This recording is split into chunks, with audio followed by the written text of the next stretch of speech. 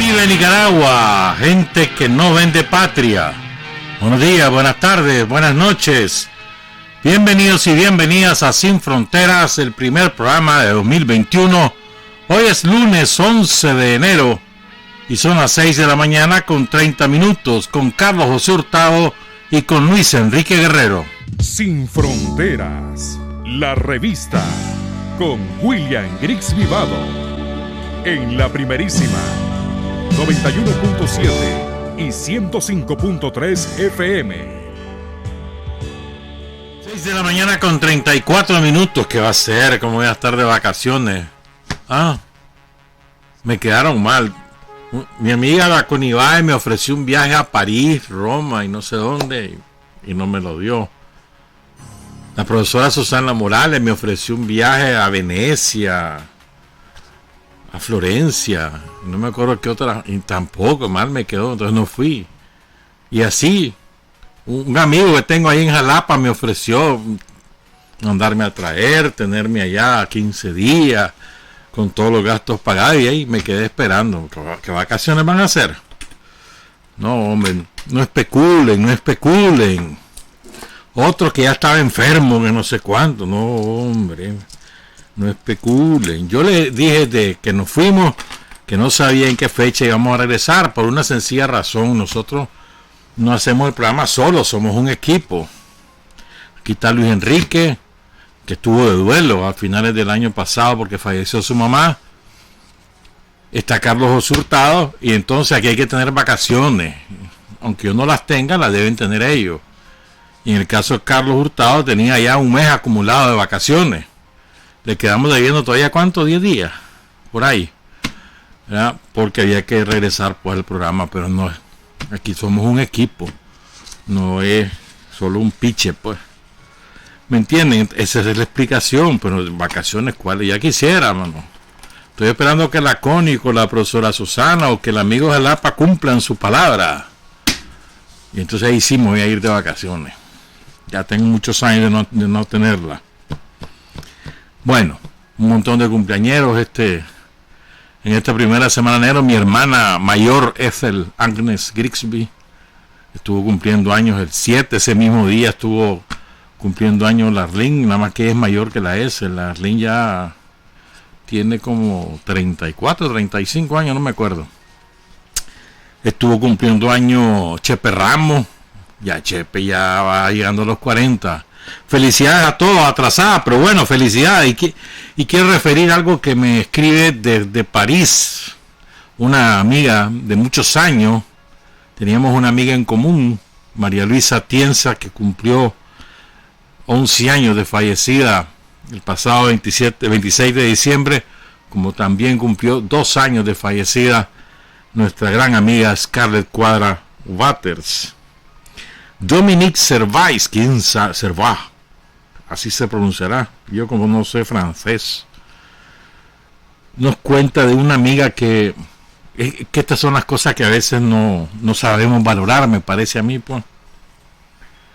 Nos escribe sobre una compañera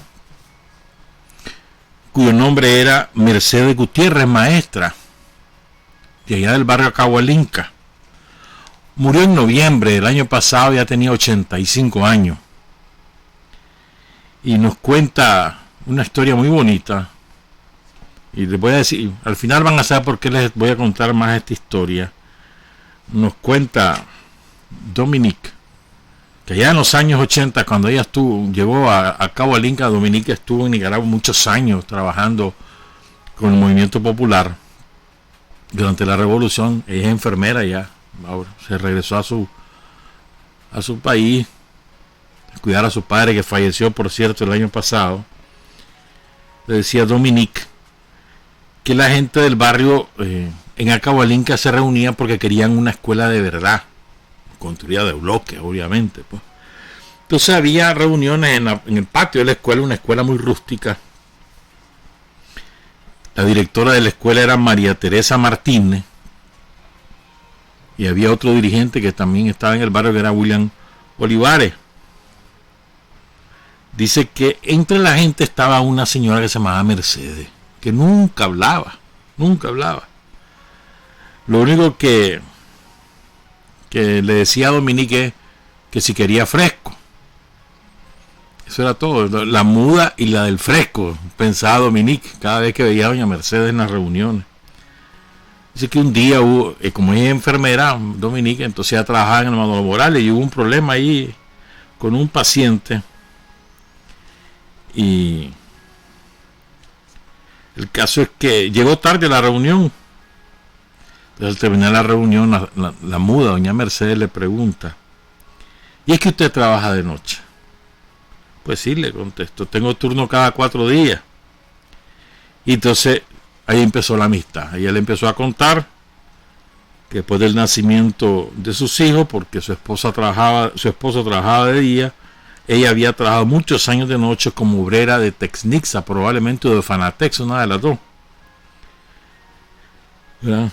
Después de eso, ya se volvió platicona doña Mercedes con la Dominique. Doña Mercedes era una lideresa del barrio, no era mujer de partido, sino le interesaba el bienestar de su barrio, el progreso de su barrio, de su gente, y en eso se involucraba. Y mira cómo era qué clase de prestigio tenía doña Mercedes, qué clase de prestigio, que cuando ocurre la derrota en 1990, los maestros de la escuela le fueron a entregar a ella para que fuera custodio de los materiales que estaban en la escuela, porque no sabían qué iba a ocurrir. Entonces prefirieron que en lugar de que lo saquearan alguna gente malintencionada, se prefirieron entregarle todos los materiales a doña Mercedes, que ella fuera custodia y que ella los entregara cuando viera que iban a ser utilizados correctamente, y así ocurrió. Miren qué bonito, ¿no? Qué clase de confianza. Crió a 5 hijos, crió a nietos, muchos nietos, y falleció pues el año pasado. Y vinculado a esto, otra historia. María Teresa Martínez, que era la directora de esta escuela, vive aquí por el plantel de la alcaldía de Managua, por el mercado de Israel Levite. Ella fue la directora de esa escuela, cuyo nombre es Modesto Bejarano. Alfabetizó, sigue siendo sandinista. En algún tiempo esa escuela estuvo regentada por monjas hasta que se aburrieron y la entregaron. Dice que cuando se aburrieron, la profesora dijo: bueno, dice, la escuela la hacemos los maestros y los alumnos, vámonos debajo de un palo, y ahí fueron a estudiar, ahí fueron a impartir las clases. Mira qué clase de coraje, ¿no? Después consiguieron tablas con Micoín, con no sé quién, así empezaron la escuela. Entonces, ¿por qué te cuento esto? Fíjate, son 2 ejemplos. Porque este tipo de trabajo de hormiguita, anónimo, es lo que hace la revolución. La revolución no es solamente las grandes obras, las grandes cosas, no, son esas pequeñas obras, ese ejemplo de honestidad, de honradez, de abnegación, de trabajo desinteresado por la comunidad. Es eso lo que hace la revolución. Así, desde ahí, desde el seno del pueblo se construye la revolución. No al revés, no es que viene de arriba, no, hermano. Vos vas construyendo desde abajo con ejemplos y trabajos abnegados como el de ellas. Y me acordé no solamente de aquello que decía Sandino, de las hormiguitas, me van a venir a contar cómo está, estas son las hormiguitas de Sandino, no solamente eso, sino de un poema. A mí siempre me ha gustado una parte de la poesía de Jorge Luis Borges, el argentino, que pese a todo lo reaccionario que fue, tiene una poesía hermosísima, Jorge Luis Borges.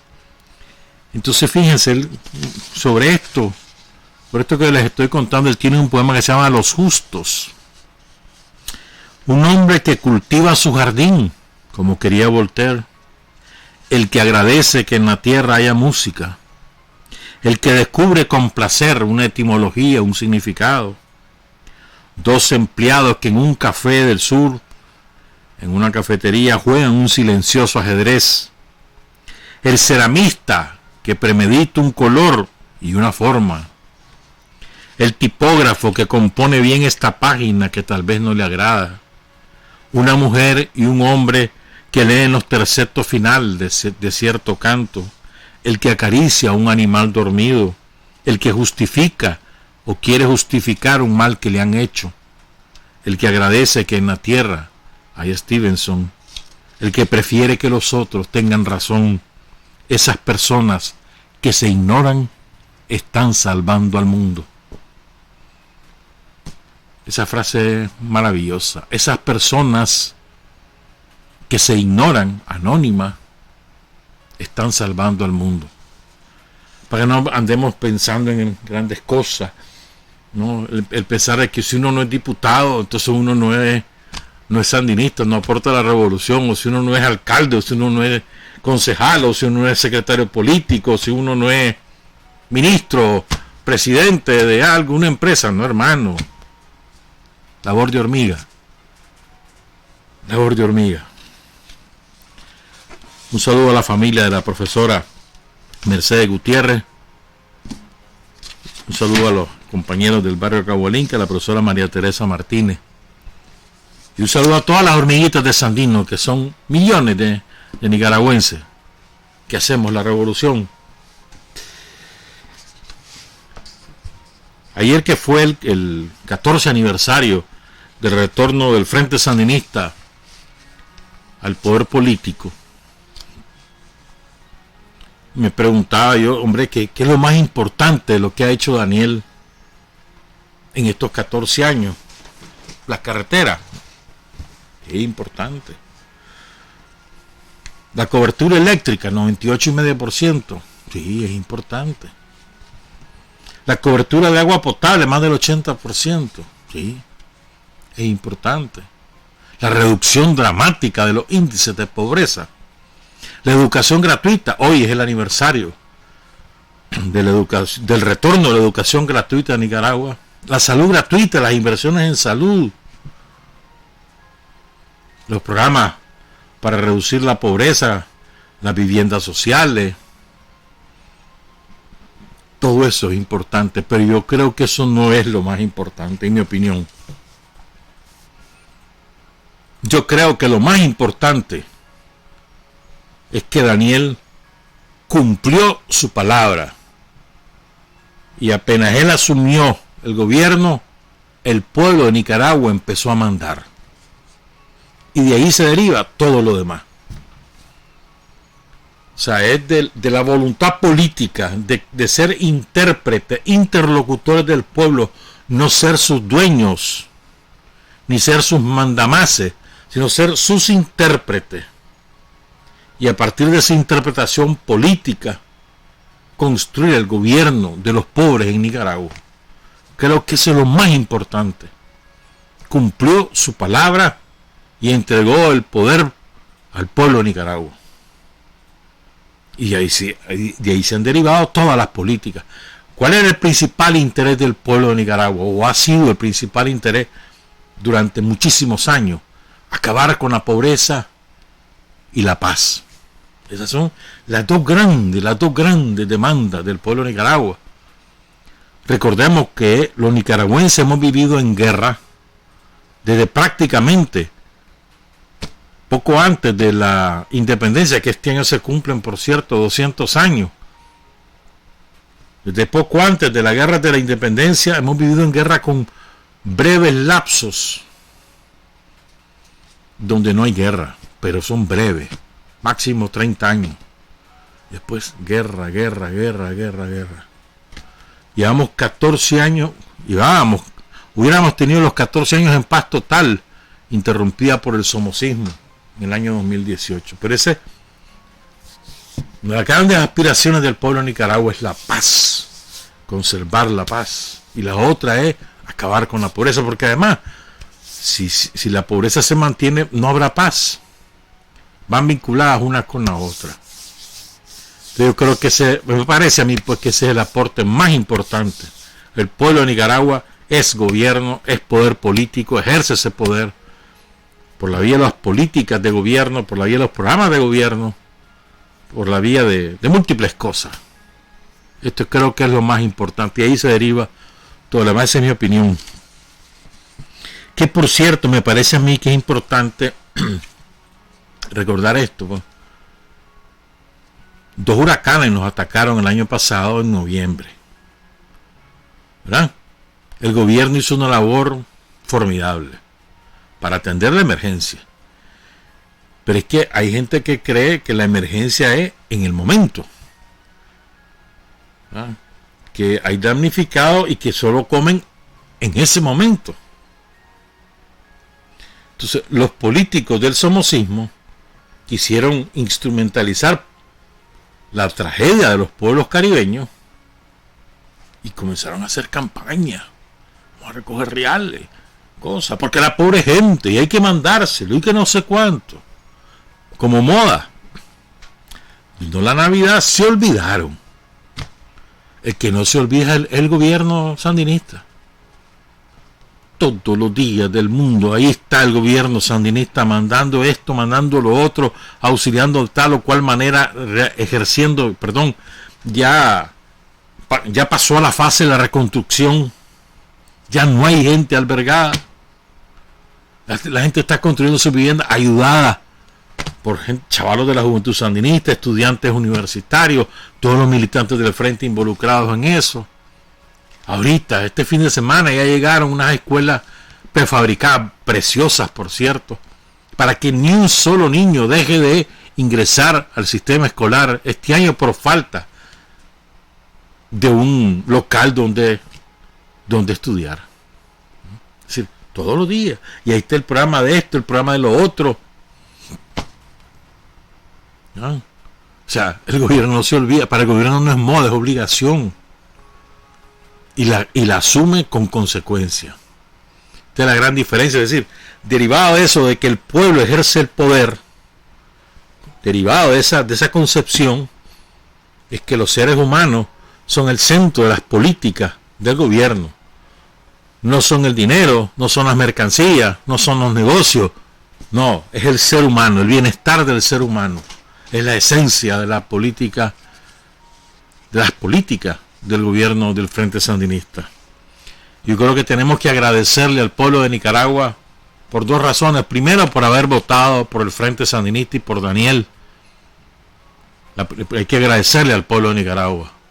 Segundo, hay que agradecerle al pueblo de Nicaragua porque lo ratificó a Daniel en el 2011 y en el 2016. Y tercero, porque a lo largo de estos 14 años es el pueblo de Nicaragua el que ha sostenido no solo al gobierno sandinista, no solo a Daniel como presidente, sino también la economía del país, el progreso del país. El gran protagonista es el pueblo de Nicaragua y tenemos que agradecérselo. Todos tendríamos que ser agradecidos. Esa hormiguita de sandinos trabajando la tierra, trayendo las verduras de un sitio a otro para que se vendan, recogiendo el maíz, trabajando allí, vendiendo el negocito, que el mecánico, que el carpintero, que el fontanero, que el electricista, que el conductor de un taxi, el conductor de un autobús. Esas son las hormiguitas de sandino, el vigilante de una institución o de una empresa pública que va todos los días al turno que le corresponde sin que le paguen horas extras, que se le paguen seguro social, pero ahí está, mordiendo el leño, tratando de levantar a su familia y de esa manera también levanta la economía del país. Esa gente es la que sostiene el gobierno del Frente Sandinista, la que sostiene a Daniel, la que defendió su revolución en el año 2018. No nos olvidemos de eso, pues es el pueblo de Nicaragua el gran protagonista de todo. Ejerce el poder, lo protagoniza como sujeto político, como sujeto de acción revolucionaria en la sociedad nicaragüense. Como decíamos, los sandinistas nunca hemos sido enemigos de los ricos y no queremos eliminar a los ricos. Lo que queremos es que se acabe la pobreza, que es diferente. Lo que queremos es que todo el mundo tenga la oportunidad de satisfacer sus básicas necesidades y tener también la oportunidad de progresar. Eso es lo que aspiramos los sandinistas. Y les quería comentar esto nada más. Después vamos a hablar de Trump, habla ampliamente de todo lo que está pasando en Estados Unidos, ampliamente. Tenemos preparado bastantes cosas. Pero antes, ¿verdad? Diciembre es un mes de mucha interacción social en Nicaragua, no solo por la Navidad y el Año Nuevo o el Año Viejo, sino también por la Purísima. Entonces hay actividades masivas por todas partes, en las comunidades, en los barrios. Entonces era lógico presumir de que hubiese una mayor incidencia del COVID-19 a partir de esa interacción social. Ha habido un leve incremento de casos, pero de ninguna manera podés aquí hablar de segunda ola ni de tercera ola, como los agoreros de la muerte te predican todos los días. Es impresionante el discurso de la muerte del somocismo.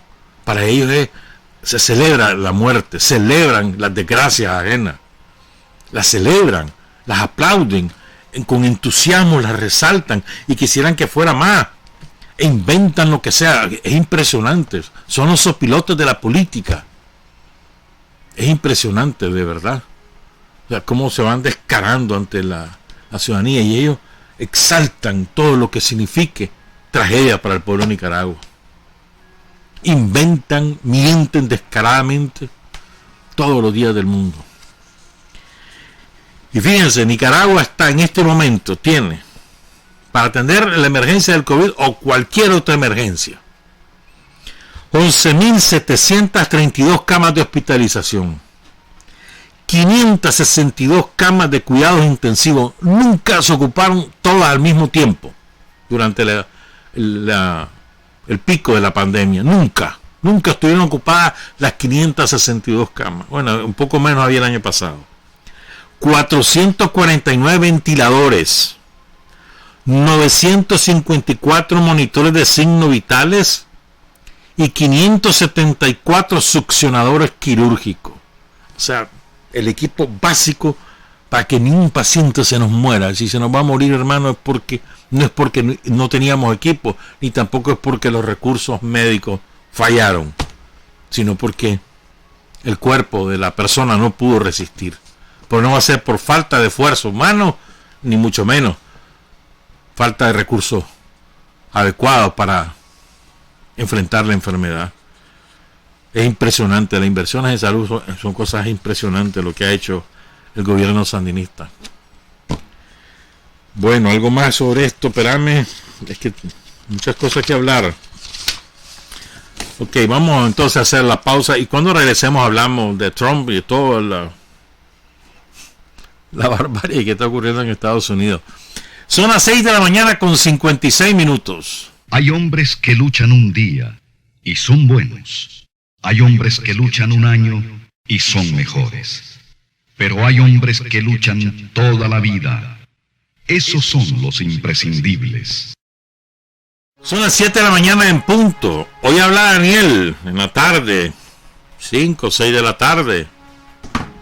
Será importante porque va a lanzar la actualización del Plan Nacional de Desarrollo de Lucha contra la Pobreza. Actualizarla en el sentido de que hay metas que hayan sido cumplidas o superadas y hay que poner nuevas metas, y también en las circunstancias en las que vive Nicaragua, fruto de la pandemia y fruto del golpe somocista del 2018. Entonces hay que actualizar las cosas y hay que poner las metas en su lugar sobre la base de las nuevas realidades. La realidad va cambiando todos los días. Seguramente va a ser muy importante lo que hoy nos comunique Daniel. Seguramente reaccionará a algunos acontecimientos políticos internacionales y nacionales, así que vamos a estar pendientes. A ver, yo leo bastante sobre de lo que se dice en los medios, de lo que dicen analistas, lo que dicen destacados intelectuales, lo que reacciona el pueblo, los pueblos del mundo por la vía de las redes sociales. Las redes sociales no existen por sí mismas, es la gente en las redes sociales. Entonces la gente reacciona en las redes sociales. Y me ha llamado la atención que en las redes sociales la gente está, sobre todo la gente, digamos, cercana a la izquierda o con posiciones de izquierda, asume posiciones a veces fuera de la realidad, con un carácter triunfalista o ¿cómo te dijera yo? De sorna, de burla sobre las cosas que ocurren, y es un error. Es un error.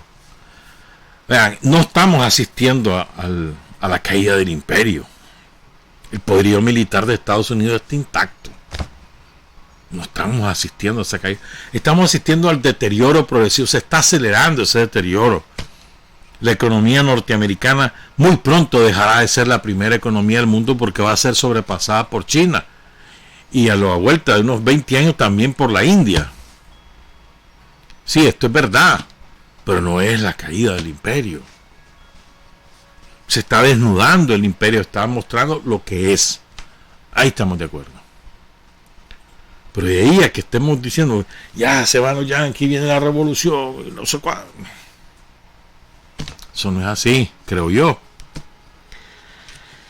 Y luego también hemos visto cómo hay muchas compañeras que se frotan las manos y se divierten porque Trump ha sido censurado. Y me parece un error de carácter ideológico, político e ideológico. Vamos a abundar sobre esto en esta segunda parte, pero quiero empezar recordándoles que Trump no es Trump, no se representa a sí mismo. Trump es el representante de un vasto segmento de la población de Estados Unidos. No crean que Trump está solito. No crean que saliendo de Trump se acaban los problemas. Entre comillas, los problemas de ellos. No. O que porque va a asumir Biden las cosas le van a ir mejor al mundo. No. No es así. El enemigo es el imperialismo norteamericano, Biden o Obama o Trump o Reagan o quien quiera que sea. El enemigo es el imperialismo norteamericano. Tiene interlocutores políticos que ocupan la Casa Blanca o la Cámara de Representantes o la del Senado en Estados Unidos, pero no son ellos los enemigos. El enemigo es el imperialismo, el sistema imperialista. ¿Qué es eso? Es un sistema que tiene distintos brazos, tentáculos, muchas cabezas y una sola, las dos cosas al mismo tiempo. Y ese sistema es el enemigo. Y ese sistema no se va a acabar porque se vaya Trump, ni se va a acabar porque llega Biden. No. Va a cambiar de rostro nada más. El sistema sigue siendo el mismo. No ha cambiado ni un ápice su esencia, ni un ápice. Recordemos las destrucciones que encabezó Obama y le dieron el Premio Nobel de la Paz. Las destrucciones de Bill Clinton. Y ya no se diga de los republicanos. Incluso acuérdense que los que defendían el esclavismo en Estados Unidos eran los demócratas. Mira lo que es la vida. Los republicanos eran los que defendían que se aboliera la esclavitud. Mira, con el correr de los años, porque te digo, la misma cosa son. En fin. Entonces es importante recordar que Trump no se representa solo él representa una corriente vigorosa, muy importante. La mitad de la población casi de Estados Unidos respalda a Trump. Trump ganó en 28 de los 50 estados. Ganó 2 menos que las elecciones de 2016. Entonces ganó 30, ahora ganó 28. Ganó en 28 de los estados. Esto no es poca cosa. Trump obtuvo 74.223.251. Fíjense, en el año 2016, Trump obtuvo 12 millones de votos menos. 12 millones de votos menos. Para que vean que la fuerza de Trump no solamente no ha descendido, sino que ha incrementado. ¿Le ganaron las elecciones? A saber, hermano. Yo creo que no, pero bueno, oficialmente sí. que es lo que importa. Los demócratas crecieron un montón. Los demócratas, y recuerden, en el 2016, la Clinton le ganó en el voto popular a Trump, porque Trump ganó 30 estados, y por lo tanto los votos electorales. Pero en el voto popular la Clinton tuvo 3 millones de votos más que Trump. 65 millones, casi 66 a 63. Esta vez Biden obtiene 81 millones y Trump obtiene 74 millones. Son 7 millones de diferencia a favor de Biden. Es una cantidad importante también. No fue, si nos atenemos a estos resultados, ¿verdad? Si no nos vamos a las trampas de esto, olvídense de eso. Pues. Vámonos al resultado oficial. Son 7 millones. Pero eso no te puede quitar, o no te puede colocar una venda en los ojos de que como le ganó el Biden le ganó a Trump, entonces Trump es minoría y es insignificante. No, hermano, con el discurso de Trump, con ese discurso de extrema derecha, con ese discurso tosco, grosero, con ese discurso imperial, con ese discurso impositivo, ¿verdad? Con ese discurso que odia libertades individuales, que fomenta el racismo, que fomenta el clasismo, con ese discurso hay 74 millones que se identifican. Ponete a pensar en eso. 74 millones. La población de Estados Unidos en este momento es de 328 millones de habitantes. O sea, estás hablando que esta es la quinta parte de la población total. La quinta parte de la población respalda a Trump, a su racismo, a su clasismo, a su misoginia. Hay que pensar en esto. Y no es que todos los que votaron por Biden son demócratas, son izquierdistas, son progresistas, son antiimperialistas. No. Para nada. Un pequeño fragmento del electorado de los demócratas quizás pensará de esa manera. Ni siquiera Bernie Sanders, ¿eh? Ni siquiera. Un pequeño porcentaje, 1 millón, 2 millones. El resto tiene la vocación del águila. Esto es muy importante. Aquí tengo todos esos datos electorales. Fíjense bien. Trump es el multimillonario, ¿no? Sin embargo, ¿cómo será el interés del establishment, de lo que se le llama el Estado profundo o el gobierno oculto? Mejor dicho, el gobierno en la sombra, que no solo gobierna Estados Unidos, sino que gobierna el capitalismo mundial. ¿Cómo será el interés de deshacerse de Trump?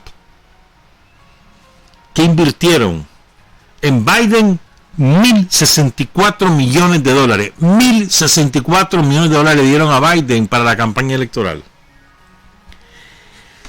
Y antes, uno que quiso ser candidato y al final no fue, el que fue alcalde y gobernador de Nueva York, es Michael Bloomberg, que él es un multimillonario. Él invirtió 1.121 millones de dólares. Después dedicó una parte de esos recursos a Biden. Está hablando de unas cifras descomunales. ¿Cuánto invirtió Trump? 785 millones de dólares. ¿Me entendés? O sea, ¿cómo sería el interés del gobierno en la sombra de deshacerse de Trump, que invierte en esta descomunal cantidad de dinero? Para que coloquemos los hechos en perspectiva. Miren, Trump comenzó a decir lo del fraude. Yo recuerdo que más o menos desde septiembre que se la estaban montando. Y él decía que se la estaban montando porque los cambios que estaban ocurriendo en las legislaciones. Cambio también de ubicación de los electores. las legislaciones de los estados, incluso de condados, que habían cambios en las legislaciones, en la ubicación de los electores, en el diseño electoral de cada estado, porque cada estado tiene su propio diseño electoral que lo aprueba su Congreso, lo refrenda su gobernador. Cada estado es diferente, la normativa, y se parecen mucho a algunos, pero en general no. Entonces, él venía advirtiendo desde septiembre, me la están montando, sobre todo con el famoso voto por correo debido a la pandemia. Si hay algo que refleja, digamos, la falta de empatía de Trump con el pueblo, es la pandemia. Ya van más de 300.000 muertos. 300.000 muertos. Digo, en menos de un año. Es una salvajada. Yo recuerdo que al principio Estados Unidos tardó en que la epidemia se desarrollara. El primer caso le llegó como en mediados de febrero y se desarrolló después hasta abril.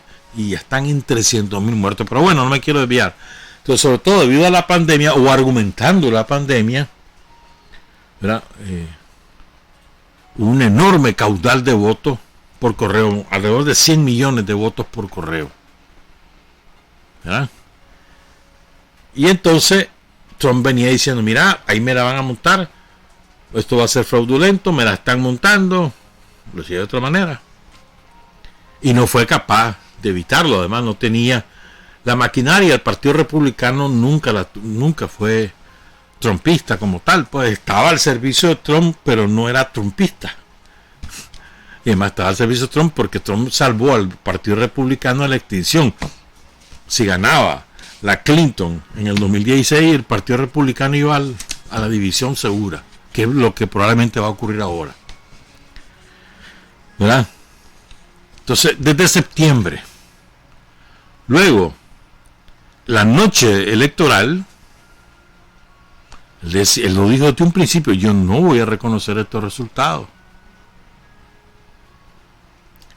Y a lo largo del mes de diciembre, perdón, de lo que restó de noviembre, el mes de diciembre, él decía no y no, y comenzó a convocar a la manifestación del 6 de enero desde mediados de diciembre, antes de la reunión del colegio electoral.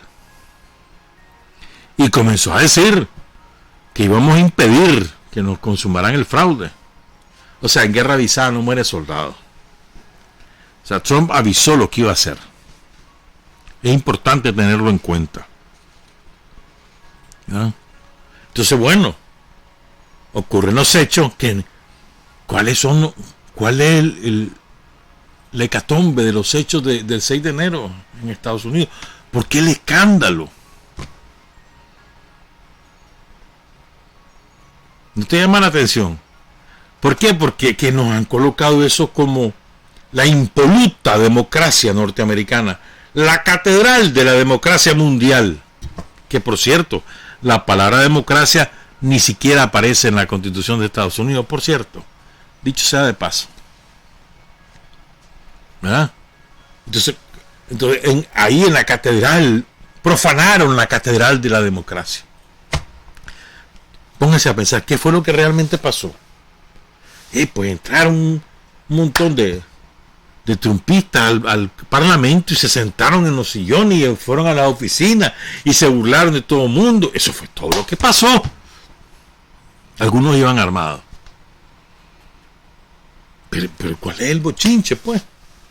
A ver, decime, ¿a quién mataron? ¿A quién torturaron? ¿A quién después de matarlo le profanaron el cuerpo? Díganme, no pasó nada. Evidentemente hubo complicidad de la policía, ¿verdad? Evidente, hay que ponerse a pensar en eso. Complicidad de la policía. Está tan arraigado el trumpismo que un cuerpo de policía se hace cómplice de esto. Un cuerpo de policía en la capital de Estados Unidos, donde los demócratas son abrumadora mayoría, el 80% del electorado ahí es demócrata. Y el cuerpo de la policía trumpista. ¿No lo vieron ustedes? como hemos leído, ese mismo día, el 6 de enero, hubo una declaración, no recuerdo, se me olvidó apuntar el nombre, de una de las estrellas del baloncesto de la NBA.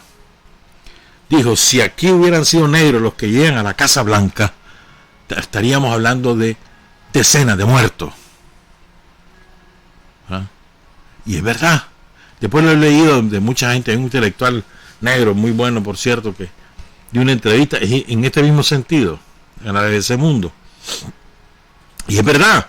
Miren todo lo que pasó ahorita, el año pasado, protestando la gente por los asesinatos sistemáticos de los negros, uno tras otro, a manos de la policía. ¿Y cuál fue la respuesta? Incluso avivada por Trump. Mátenlo. Y seguían matando gente y cachimbeando gente y metiendo presa gente. ¿Se acuerdan lo que pasó en Seattle? Por ejemplo, ¿no? ¿Ya? Entonces hay una diferencia de carácter racista. A los negros, palo y plomo.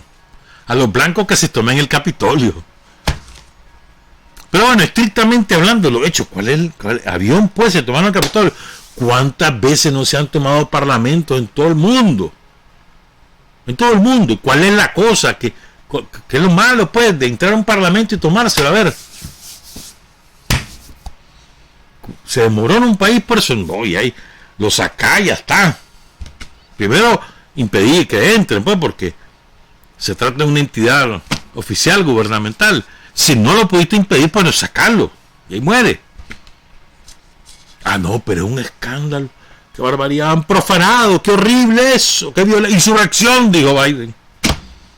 Insurrección. Ahí habían, en esa manifestación de Trump, habían muchísimas, yo no sé cuánta gente, pero habían probablemente superior al 1,000,000. Probablemente. ¿Cuántos entraron al Capitolio? 100. 200. 500, pues. A lo sumo. Pero ha sido magnificado con el propósito, y esto es importante, con el propósito no de descalificar a la extrema derecha, porque ellos también son de extrema derecha. Aquí no es que Trump es la extrema derecha y Biden es la derecha, o el centro, o la socialdemocracia. No, señor, igual. El uno es descarnadamente racista y el otro es maliciosamente racista. ¿Me entendés? Esa es la diferencia. De discurso, no de hechos. ¿Quién destruyó Libia? ¿Quién? ¿Quién patrocina la guerra contra Yemen? Contra el pueblo de Yemen. ¿Quién ha destruido Palestina? ¿Quién? ¿Trump? No. Trump está feliz que ocurrió. Y no hizo nada para salvarlo. Pero fueron los demócratas. Y los republicanos también. ¿Quién destruyó Irak? ¿Quién destruyó Afganistán? ¿Quién empezó las sanciones contra Venezuela? ¿No fue Obama? No fue Obama el que decretó que Venezuela era una amenaza a la seguridad nacional de Estados Unidos. Y sobre la base de ese decreto se montó Trump para hacer la barbaridad que han hecho contra el pueblo de Venezuela. ¿Quién impuso el bloqueo contra Cuba? ¿No fue un demócrata? John F. Kennedy. Supuestamente el mejor presidente de la historia de cualquier país del mundo. John F. Kennedy, que llegó al poder por un fraude y de la mano de la mafia de Chicago, para que no se nos olvide. ¿Me entendés? Entonces, yo no estoy defendiendo a Trump para nada. Si Trump es un cabrón, asesino igual que todo, pero hay que poner las cosas en perspectiva. En primer lugar, no es la minoría ínfima de la extrema derecha en Estados Unidos. No. En primer lugar, no es así. En segundo lugar, es simplemente el estorba al sistema, porque Trump no obedece al gobierno del Estado profundo, al gobierno en la zona, no lo obedece, va a su aire y hace las chanchadas que le gusta hacer a su aire. ¿Ustedes creen que va a venir Biden y ya va a empezar a hacer la paz con todo el mundo? Olvídense. Alguna cosa va tal vez a hacer, sobre todo porque tiene un problema interno muy grave, que va a tener que atender esos problemas internos, priorizándolos por encima de la política exterior, sobre todo por eso. Ahora, creo que es importante también, todo otro dato, mira el escándalo que han hecho con lo del Capitolio, pero aquí nadie ha dicho, en los medios internacionales, vos no has visto ni en las cadenas, ni en las redes sociales, lo que te voy a contar hace, si mal no recuerdo, esto fue hace 2 semanas, sí, creo que fue hace 2 semanas, un funcionario de la Cancillería de Irak, a nombre del gobierno y del Estado de Irak, presentó una demanda en Suecia contra Estados Unidos. Pongan cuidado. Incluso decía este hombre, Irak ha sido asesinado 3 veces. En 1991, la primera guerra del Golfo. En 1999, cuando bombardean masivamente el país, y en 2003 con la segunda guerra, que matan a Saddam Hussein. 3 veces asesinado. Pero no es esa la demanda. ¿Saben por qué los demanda Irak? Porque Estados Unidos usó en esa guerra municiones elaboradas con uranio empobrecido, que ha causado un brutal incremento del cáncer en la población de Irak. Para que tengan una idea, en Irak en 1991 habían 40 casos por cada 100.000 habitantes de cáncer. En el año 1995 esa cantidad había elevado de 40 personas se enfermaban de cáncer por cada 100.000 habitantes en Irak hasta 1991. En el año 1995 la cantidad se incrementó a 800 por cada 100.000. Y en el año 2005 son 1.600 personas que enferman de cáncer por cada 100.000 habitantes en Irak. Es decir, ha habido un crecimiento exponencial de la incidencia del cáncer a causa del uso del uranio empobrecido en las municiones de los soldados norteamericanos. Recuerden, Bush padre inició la guerra del Golfo, pero la continuó Clinton, demócrata. No se les olvida. 8 años tuvo Clinton. En esos 8 años destripó a Irak. Sigo. Le dice, la demanda fue presentada en un tribunal de Estocolmo el 26 de diciembre por Hatif al-Rikabi, asesor del Comité de Asuntos Exteriores del Parlamento iraquí. Me equivoqué, no es la Cancillería, del Parlamento iraquí. La demanda incluye una compensación por los bombardeos que tuvieron como objetivo las antiguas instalaciones nucleares del país en los años 90 y principios de la década de 2000, así como una recompensa por el uso de proyectiles, bombas y misiles que contienen uranio empobrecido en las campañas estadounidenses contra Irak durante décadas. El equipo legal busca una resolución de Naciones Unidas que obligue a Estados Unidos a pagar una indemnización. Los casos de cáncer se han incrementado principalmente en Bagdad, Basora y Faluya. ¿Se acuerdan esas ciudades cómo sonaban en la guerra? Las destrozaron las 3 ciudades. Bagdad, que es cuna de la humanidad, destruyeron riquezas bibliográficas de la humanidad. La biblioteca de Bagdad, destruida, saqueada. Pero sigo. Porque además no solamente fue Estados Unidos, recuerden que en esa guerra se involucró la OTAN completa. Esos que ahora se arrancan las vestiduras, que dicen que quieren hacer un plan Marshall de la democracia. Ahí participó Alemania, España, Francia, Gran Bretaña. La OTAN completa en la destrucción de Irak.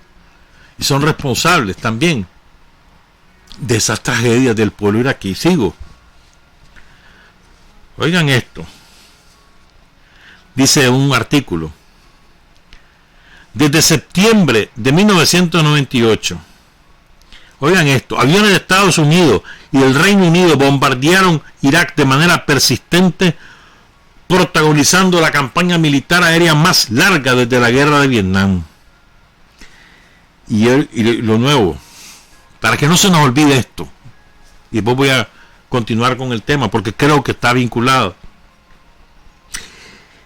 El Pentágono ordenó a sus aviadores en 1999 utilizar un nuevo tipo de proyectil contra Bagdad, mucho más profiláctico: las bombas de cemento de 1000 kilos de peso, capaces de ser teledirigidas por rayos láser con absoluta precisión.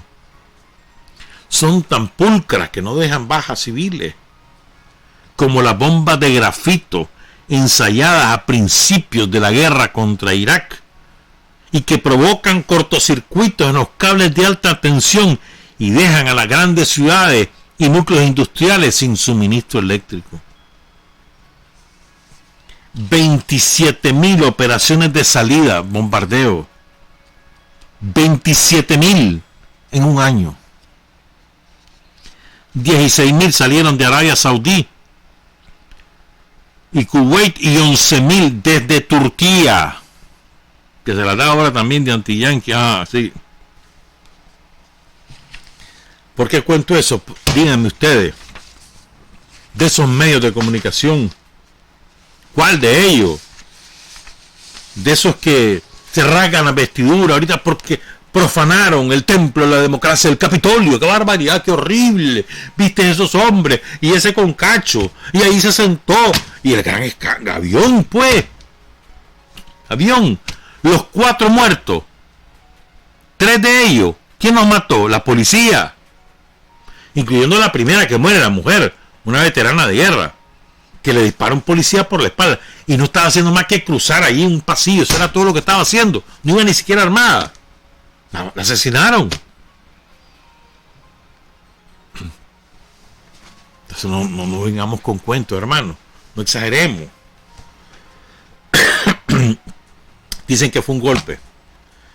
Que es un golpe de Estado fallido. Que es lindo, ¿verdad? Y aquí dicen que fue, ¿cómo que le decían? Insurrección popular. ¿Cómo es? Rebelión cívica. Los trumpistas no pusieron tanques, ni torturaron a nadie, ni destruyeron edificios públicos, ni los incendiaron. Ahora los trumpistas son los que están presos. Ahí están presos, incluyendo el de los cachos, pues, todo, al que se sentó en el despacho de la Pelosi. La Pelosi, ay, agredida, ay, sí, agredida, porque le sentó un baboso ahí en el escritorio. Pero no es agredida por todos los muertos que causa Estados Unidos en todo el mundo, ni por todo el hambre que ha causado en Yemen, en Nicaragua, en Cuba, en Venezuela. Y no se rasga la vestidura. A ver, pero se sentó en mi escritorio, avión, pues. Y yo creo que hay que colocar las cosas en perspectiva. Lo que pasa es que todos los corifeos del capitalismo se sienten compungidos y tratan de poner esto como si fuera la máxima tragedia del mundo. La máxima tragedia es que existe el capitalismo. La máxima tragedia, la máxima pandemia es que existe el imperialismo. No. Trump no es la máxima tragedia. La tragedia es el imperialismo. Ese es el enemigo, además. Ese es el devorador de pueblos y de derechos. No son los individuos, es el sistema el problema. Pero fíjense, entonces aquí ha quedado al descubierto además una nueva realidad, o mejor dicho, ha quedado al descubierto una realidad que la sabíamos desde hace tiempo, la denunciábamos algunos desde hace tiempo, pero que hoy ha quedado nítidamente en evidencia. Se ha mostrado tal cual es. Aquí hay un piche, el dueño de una red social, que decide qué cosa es verdad y qué cosa es mentira, qué cosa conviene y qué cosa no conviene, quién puede tener una cuenta y quién no la puede. Y estás hablando que a Trump le cerraron todas sus cuentas. Es un maldito, sí es un maldito. Pero ¿por qué le cerrará cuenta? Porque no se la cerrará a ese montón de asesinos que pululan por Europa, por ejemplo, que justifican todos los crímenes contra la humanidad, que han protagonizado masacres. ¿Por qué no se la cerrará? O a los sionistas que tienen al pueblo palestino en la peor de las desgracias. Incluso ni siquiera le permiten al pueblo de Palestina recibir la vacuna contra el COVID. Pero no se le cierran las cuentas. O a los chilenos, Sebastián Piñera y demás, que han masacrado al pueblo de Chile. O a los malditos narcotraficantes que mandan en Colombia, empezando por Uribe o por Duque. ¿Por qué no se la cerrará? Eso sí pueden. Y son terroristas también. Vale. No se la cerré a yo, entonces no se la cerré a Trump tampoco. A nadie. Sí, la gente por sí mismo puede sacar conclusiones. El problema no es que un piche diga tal cosa. El problema es, ¿verdad?, la utilización, la prédica del delito. Eso sí. A ver, ¿no te acordás? ¿Cómo que se llamaba? Ya se me olvidó el nombre. Bernstein, creo que es el apellido, no me acuerdo bien. Weinstein, que el pedófilo, y se tenía no solo cuenta, tenía sus propias redes y no pasaba nada y lo sabía todo el mundo lo que estaba haciendo. Incluso hay políticos destacados en Estados Unidos que eran cómplices de esa red de trata de blancas, de mujeres, de comercio con las mujeres, y los tienen ahí. Aquí la doble moral, aquí hay criminales que no pasa nada, pero simplemente se subordinan a lo que el sistema, ese gobierno en la sombra determina, se subordina a ellos, va de viaje. Pueden tener las redes que quieran. A ver, te ponen, ¿verdad?, lo que pasó en el Capitolio y qué fue lo que hizo Bukele el año pasado en El Salvador. ¿Qué fue lo que hizo Bukele? ¿No se acuerdan? Llegó con el ejército, se metió al Parlamento, se sentó en la presidencia. Ahí no fue profanación. Ahí nadie lo denunció. El ejército adentro, ahí armado.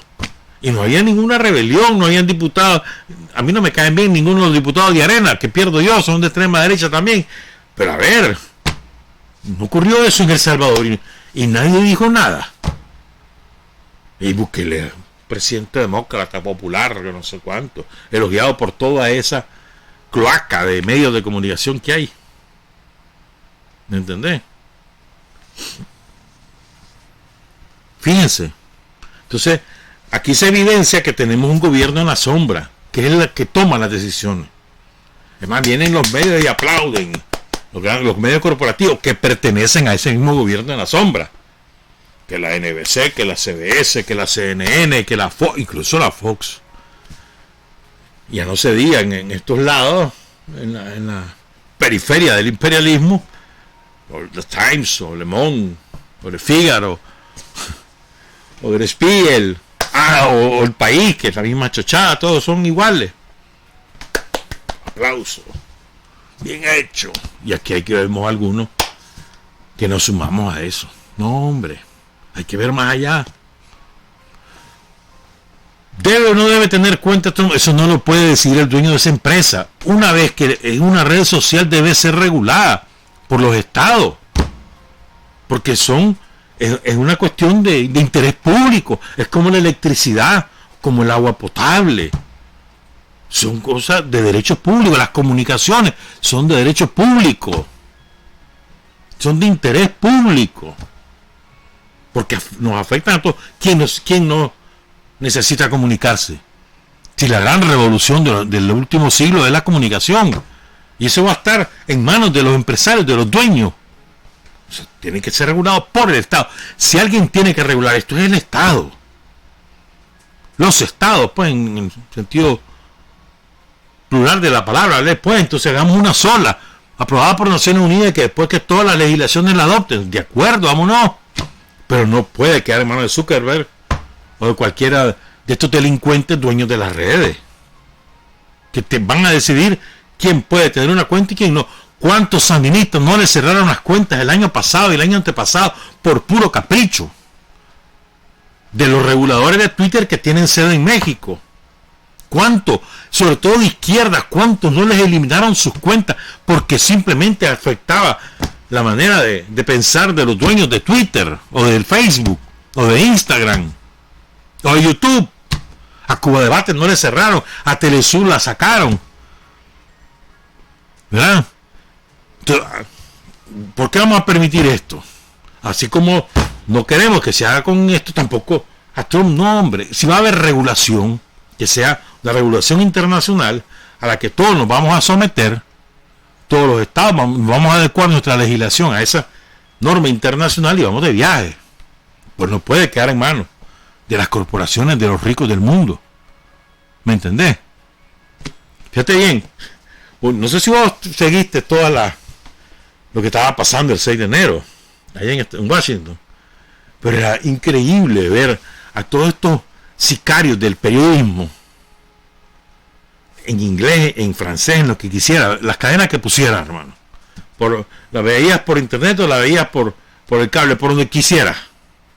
Y era impresionante como todo el mundo pidiendo la regulación de las redes sociales, que ya no se puede permitir la fake news, que la propagación del odio, y que no sé. Y aquí, cuando Daniel manda esa propuesta de ley a la Asamblea Nacional la aprueba, se hizo un gran escándalo internacional, ahora lo suman como una ley que restringe la libertad de expresión, y es exactamente lo que todos esos estaban pidiendo a propósito de Trump. La prédica del odio. ¿Hace cuánto no viene diciendo el Frente Sandinista, Daniel y Rosario, no vienen hablando de la prédica del odio, que no puede ser que se siga predicando el odio? Ah, no, ahora sí, porque es Trump. ¿Y desde cuándo nos han dedicado a amor y paz los demócratas? ¿Cuándo nos han dedicado a amor? ¿Discursos de amor? ¿Cuándo? ¿O la OTAN cuándo ha dado discursos de amor? ¿Cuándo se lo dieron al pueblo de Libia, que lo destrozaron, hicieron que se dividiera en 1000 pedazos? Te voy a dar un dato, te voy a dar un solo dato. En Libia, si mal no recuerdo, en Libia hay 7 millones de habitantes. 7 millones de habitantes. Gaddafi, asesinado por la OTAN y con la complicidad de esos gentes de izquierda europea que se sientan en un café y te dicen qué es revolución y qué no. Eso que se las pica en la izquierda, cómplice de la destrucción de Libia. Pues esos individuos, la OTAN, Gaddafi, en las perforaciones del desierto de Libia, que es enorme, el desierto de Libia es inmenso, parte del desierto de Sahara. Entonces, buscando petróleo, encontraron agua potable, un manto acuífero tan grande como la mitad de su país, enorme. Entonces Gaddafi contrató a científicos, ingenieros, diseñadores de todo el mundo, los mejores, se los llevó a Libia e inventaron, ¿cómo decirte esto? Una tubería, a ver, un sistema de distribución de agua desde donde estaba la fuente para abastecer todo Libia de agua potable, incluyendo la agricultura. Pero es una maravilla de la ingeniería. Era, o sea, atravesando kilómetros y kilómetros de desierto y después llegando a la propia casa de cada familia de Libia. En Libia todas las familias tenían agua potable, todas, 100%. Y había un crecimiento insospechado 10 o 15 años antes de la agricultura, sobre todo la agricultura alimentaria en Libia, el desierto de Libia. ¿Saben lo que hizo la OTAN? Destruyó la tubería. ¿Saben cuál es el resultado? De los 7 millones de libios, 5 millones ya no tienen agua potable. Ese es el imperialismo norteamericano y ese es el imperialismo europeo. Ese es el capitalismo para adueñarse del petróleo y del agua. ¿Se acuerdan que hablábamos de eso el año pasado? Con Nicaragua lo que quieren es el agua. Guerras del agua por todas partes. Miren lo que está pasando en Chile. Chile se calcula que a la vuelta de 2 años 60% de los chilenos no va a tener agua potable, por ejemplo. ¿Ah?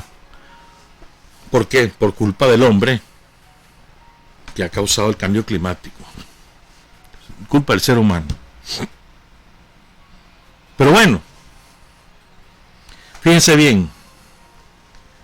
Twitter, ¿quién lo hizo famoso? Trump. De verdad. Porque empezó a gobernar por Twitter. Ahora no vamos a tener gobierno, no vamos a tener las órdenes de Trump por Twitter. Las vamos a tener las órdenes de Biden por las conferencias de prensa y la formalidad y el saco y la corbata y el lenguaje edulcorado, así todos simpáticos ellos. Van a hablar de democracia, de derechos humanos y toda esa pavosada que ya te sabes vos que es lo que llevan de fondo. Mírate Sullivan hablando de la fortaleza de las instituciones de Estados Unidos que resistieron lo que pasó. Será sinvergüenza. ¿Y qué ha hecho Estados Unidos en todos nuestros países? No ha hecho exactamente lo mismo que hizo Trump con ellos mismos.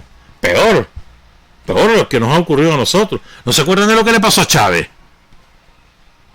O lo que le hicieron a Evo Morales, o lo que le hicieron a Manuel Zelaya, o lo que le hicieron a Fernando Lugo, o lo que le hicieron a la Dilma Rousseff, o la invasión a Guatemala solo porque había reforma agraria y la destitución de Jacobo Arbenz en Guatemala, y las invasiones en Nicaragua, o la de Grenada, o la de Panamá, que acabamos de cumplir 31 años de esa invasión de Grenada, Panamá, Dominicana.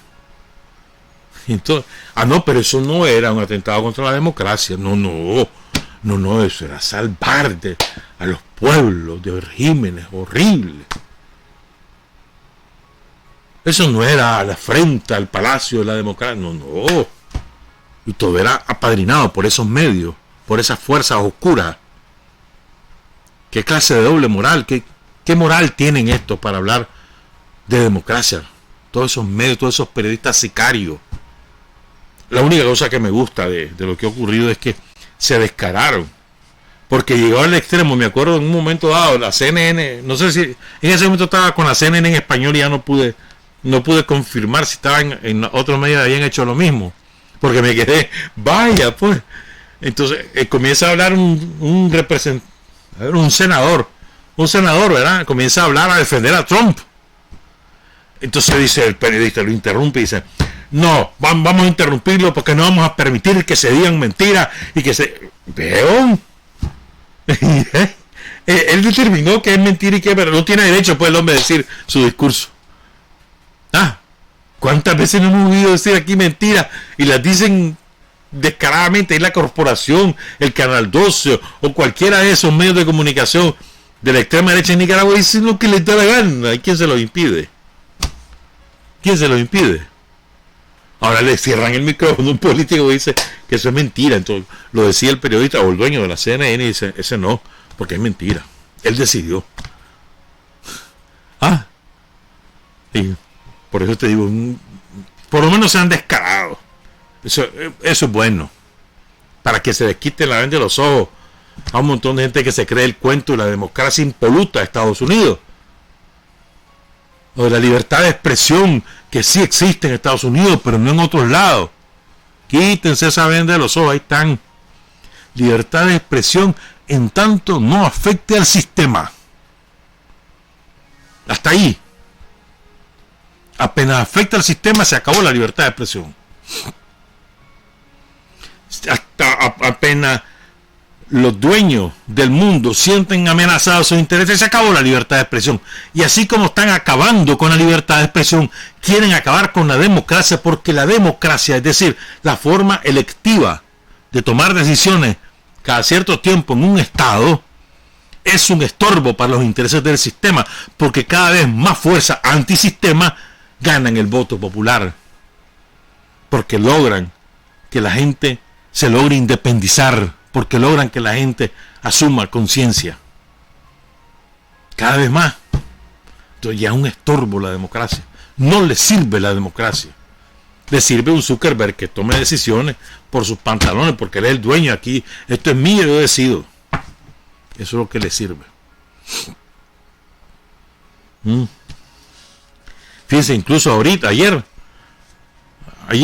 antier Edward Snowden, que trabajó en las agencias de espionaje de Estados Unidos, que conoce la profundidad del espionaje mundial, advirtió a los usuarios de los iPhone, de los iPad, que se salgan de esos sistemas, porque ya empezó el dueño de Apple, los dueños de Apple empezaron a decidir qué aplicaciones pueden usar o no sus usuarios y a sacar a las que no les interesa, las que no conviene a sus intereses, como por ejemplo hicieron con esta red, la red social Parler, que era la de los trumpistas. Ya la cerraron. No solo la cerraron, o sea, ya no la distribuyen ningún sistema, ni los Android, ni los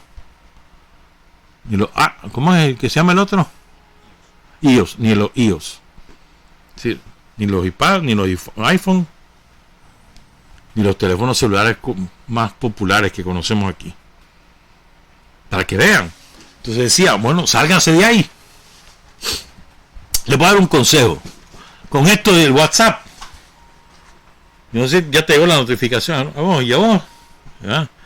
El 8 de febrero se acabó la bomba, ¿verdad? Todos tus datos, todo lo que platiqué, todas las reacciones que tengas van directo a Facebook, y de Facebook van a todas las empresas de ellos, no solo las empresas publicitarias ni las que te venden productos, no, sino esas redes que formatean la opinión pública, como la que condicionó el voto en Gran Bretaña o la que acompañó a Trump para ganar las elecciones de 2016. No solamente es la mercadotecnia o venderte un producto o no, sino también lo que condiciona tu mente. Para ello va a ir, que te doy un consejo, pues, confundirlo. Ellos siguen tus likes, dale like a todo para confundirlo, o no le des like a nada. Una de dos. Si te gusta un zapato negro, dale al café. Le diste al negro, dale al café, dale al amarillo, dale al rojo, para que se confundan y no tengan idea de cuál es qué es lo que te gusta. O le das like a todo es todo, y así no tienen idea de qué sos, o no reacciones para nada. Ya verás si realmente qué es lo que hace una red. Los usuarios, esos son los que hacemos la red. Si nos vamos de ahí y buscamos otra, dale ya después. Hay una red social, competencia de Facebook, que es china, y otra que es rusa. Lo que pasa es que son poquititos lo que hablan en español, entonces por eso no son útiles para nosotros. Fíjense, el año pasado, con esto de la pandemia, las 5 mayores empresas de comunicación del mundo crecieron un 46% el año pasado, crecieron en ganancia, 46%. Valen $7.200 millones ahora. Apple es la empresa de comunicaciones más grande del mundo. Durante 4 años, más del 90% de la publicidad ha estado en manos de Google y de Facebook.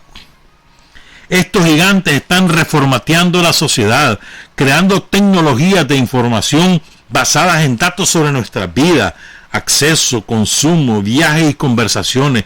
Utilizan imágenes, correos, localizaciones, registros de compra para saber si somos de tal equipo de fútbol o admiradores de los Simpsons, y para crear necesidades, apetencias, según estándares instrumentales que se van a determinar. Es decir, ellos ven que esto es lo que te gusta, entonces crean algo deducido, crean algo que vos vas a querer tenerlo a partir de tu gusto. O sea, promedian los gustos y dicen, por aquí ve, crea esto. Ya vamos de baboso. ¿Querés confundirlo? Dale like a todo o no le des like a nada.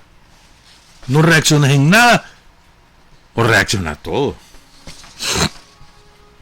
Dice, como en la conquista de América, se facilita eso otorgando leyes permisivas, cookies autorizadas o formularios incomprensibles. Nadie entiende. A ver, vos entendiste lo que te mandó a decir WhatsApp, ni lo viste, porque como no le vas a entender, ¿para qué lo vas a ver? Simplemente con eso encubren. O sea, los gobiernos deberían obligarlos a explicarte detalladamente qué es lo que quieren y para qué lo quieren, de acuerdo a una legislación. Pero no existe eso. De manera que ahora estamos en manos de Facebook y Twitter. Van a decidir qué es demócrata y qué no, qué no. Por eso es jodido lo de Trump. Por eso. Facebook tiene 2.448 millones de usuarios. Instagram tiene 1.000 millones. ¿Ya? A veces son los mismos y a veces no. En general son los mismos. Zuckerberg, el que tomó las decisiones en Facebook. Y ese delincuente también es dueño de WhatsApp. Twitter tiene 339 millones. Y hay denuncia. ¿Por qué WhatsApp no va a hacer la migración de datos a compartir tus datos de WhatsApp a Facebook en Europa? ¿Por qué no lo va a hacer? Porque en Europa le pararon los pies. WhatsApp tiene 1.600 millones de usuarios. La fórmula mejor es andate a Telegram. Pasate a Telegram. A mí me llama la atención porque otro millonario, Elon Musk, que ahora es el hombre más rico del planeta, gran cosa, vergüenza le debería dar, dice que va a vender sus propiedades porque se va a ir a hacer una ciudad a Marte. En lugar de vender todas sus propiedades para resolver la pobreza en 1, 2, 3 países del mundo, no, para ir a hacer una ciudad a Marte. Mira qué clase de delincuente es ese. Pero bueno, me llama la atención porque Elon Musk dice, váyanse a Signal, sálganse de WhatsApp. ¿Por qué a Signal? Debe tener interés él hacia Telegram, que tampoco es que sea la panacea de la libertad de expresión, tampoco es así, pues, pero por lo menos ha demostrado que te respeta. Hacia Telegram. Hasta mejor en muchas cosas. Tiene las mismas funciones de WhatsApp y tiene otras cosas, otras virtudes que no las tiene WhatsApp. ¿Verdad? A Telegram, ese es mi consejo. El poder de esta medida, dice Cecilia González en Russia Today, el poder de esta medida es inmenso, tanto como el riesgo de que Mark Zuckerberg y Jack Dorsey, el dueño de Twitter, censuren discursos con anuencia de la sociedad a costa de dejar en manos de estos empresarios el derecho a la libertad de expresión y la regulación de expresiones públicas, tarea que en cualquier sistema democrático le corresponde al Estado. La súbita eliminación de tweets o bloqueo de las cuentas de Trump puede parecer simpática, un acto de justicia, pero arrastra una sombra de hipocresía, porque han sido precisamente esas plataformas las que han albergado y permitido la difusión de discursos de odio que traspasaron la pantalla para imponerse en las calles sin importar el país que se trate. Y aquí en Nicaragua lo sabemos eso. Permitieron todo tipo de mentira, todo tipo de invento. Lo permitieron y lo fomentaron. Lo quisieron hacer, por ejemplo, el año pasado en Bielorrusia. Fracasaron. Ahí no. Pero ahí se predicó odio, como aquí. Pero ahí no hubo ningún tipo de censura. ¿Por qué? Porque eso favorece a su sistema. Cuando no favorece al sistema, entonces ellos aplican la censura. Y quiero cerrar, porque ya me volé, son las 7:55, ando hablantín hoy. Ahí tengo un montón de cosas más que hablar, pero quiero recordar, esto ya lo hemos leído en otra oportunidad, pero creo que es sumamente oportuno. Aquí en Sin Fronteras ponemos en cada programa ponemos una síntesis que la hizo Humberto Sánchez Martinica, el creador de esas dos, su voz, y además fue el intelecto que estuvo detrás de esa síntesis de esas dos frases de Bertolt Brecht, la que ponemos al principio y la que ponemos en medio, de las 5 verdades, las 5 dificultades para decir la verdad. Entonces quiero leerle. Son de Bertolt Brecht, un poeta y dramaturgo alemán. Murió en la Unión Soviética en Alemania Oriental en 1956 murió. Muy extraordinario, un extraordinario pensador. Dice Bertolt Brecht: cuando la hipocresía comienza a ser de muy mala calidad como ahora, es hora de comenzar a decir la verdad. Entonces, Hitler se hace del poder en 1933, y esto es importante, vamos a hablar de eso el miércoles, ¿sí? se hace del poder con un propósito, destruir a la Unión Soviética. Y vamos a hablar de eso del miércoles. Amparado por los dueños de la Mercedes-Benz, de la Volkswagen y de toda la industria alemana, que fue patrocinadora de Hitler y de todos sus desmanes, de todo lo que hicieron contra el pueblo judío, la masacre, el genocidio contra el pueblo judío, que lo hizo a Hitler, patrocinado por los capitalistas alemanes, sube al poder, después de un intento de golpe de Estado y otras cosas.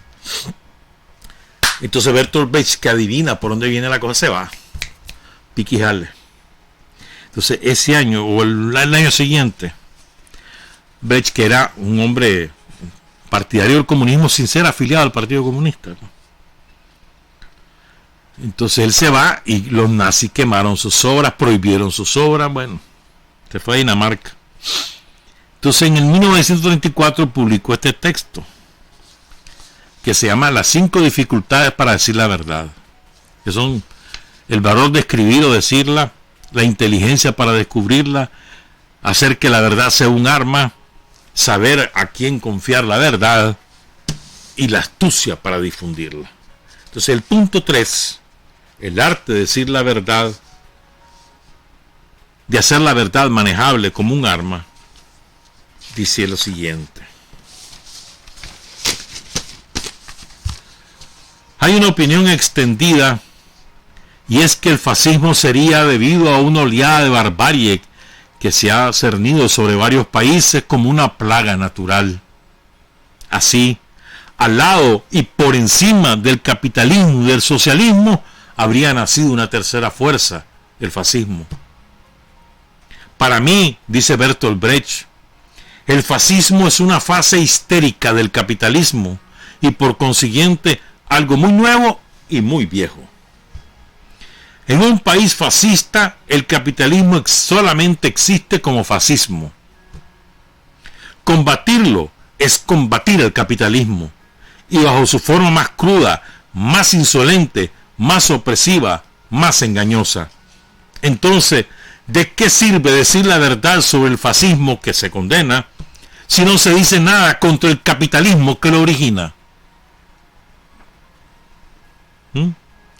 El fascismo es fruto del capitalismo, no es una cosa diferente al capitalismo, es una forma del capitalismo, es una derivación del capitalismo. Esto es muy importante. Dice Bertolt Brecht, una verdad de este género no reporta ninguna utilidad práctica. Estar contra el fascismo sin estar contra el capitalismo, rebelarse contra la barbarie que nace de la barbarie, equivale a reclamar una parte del ternero y oponerse a sacrificarlo. A ver, vos te decís antifascista y no estás contra el capitalismo, estás loco. Si sos antifascista, sos anticapitalista. 1 más 1 son 2. Sigo con Bertolt Brecht. Los demócratas burgueses, cualquier parecido con la actualidad no es coincidencia. 1934, hace casi 100 años. Los demócratas burgueses, dice Bertolt Brecht, condenan con énfasis los métodos bárbaros de sus vecinos y sus acusaciones impresionan tanto a sus auditorios que estos olvidan que tales métodos también se practican en sus propios países. Ciertos países logran todavía conservar sus formas de propiedad gracias a medios menos violentos que otros. Sin embargo, los monopolios capitalistas originan por doquier condiciones bárbaras en las fábricas, en las minas y en los campos. Pero mientras que las democracias burguesas garantizan a los capitalistas sin recurso a la violencia la posesión de los medios de producción, la barbarie se reconoce en que los monopolios solo pueden ser defendidos por la violencia declarada. Ciertos países no tienen necesidad para mantener sus monopolios bárbaros de destruir la legalidad instituida, ni su confort cultural, filosofía, arte, literatura. De ahí que acepten perfectamente oír a los exiliados alemanes estigmatizar su propio régimen por haber destruido esas comodidades. A sus ojos es un argumento suplementario en favor de la guerra. Para terminar con la barbarie, esos demócratas burgueses se contentan con predicar la mejora de las costumbres mediante el desarrollo de la cultura. Eso equivale a limitarse a aislar algunos eslabones en la cadena de las causas y a considerar como potencia irremediable ciertas fuerzas determinantes, mientras que se dejan en la oscuridad las fuerzas que preparan las catástrofes. Un poco de luz y los verdaderos responsables de las catástrofes aparecen claramente: los hombres. Vivimos una época en que el destino del hombre es el hombre. El fascismo no es una plaga que tendría su origen en la naturaleza del hombre. Por lo demás, es un modo de presentar las catástrofes naturales que restituyen al hombre su dignidad porque se dirigen a su fuerza combativa. El que quiera describir el fascismo, Trump, y la guerra, grandes desgracias, pero no calamidades naturales, debe hablar un lenguaje práctico. Mostrar que esas desgracias son un efecto de la lucha de clases. Poseedores de medios de producción contra masas obreras. Para presentar verídicamente un estado de cosas nefasto, muestren que tiene causas remediables. Cuando se sabe que la desgracia tiene un remedio, es posible combatirla.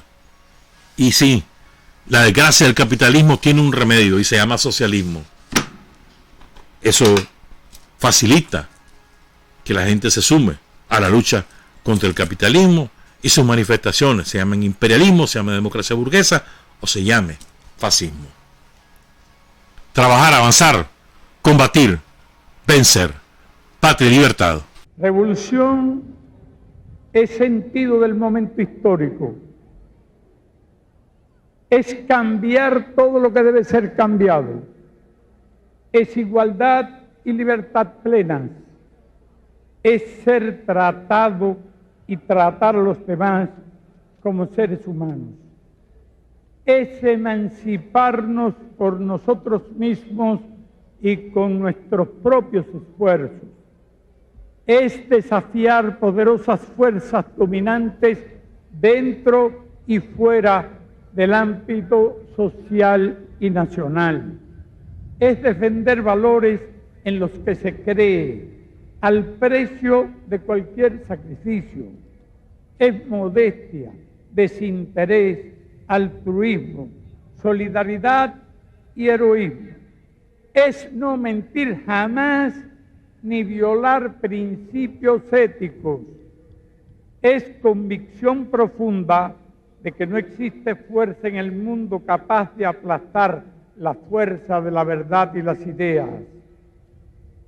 Revolución es unidad, es independencia, es luchar por nuestro sueño de justicia para Cuba y para el mundo, que es la base de nuestro patriotismo, nuestro socialismo y nuestro internacionalismo.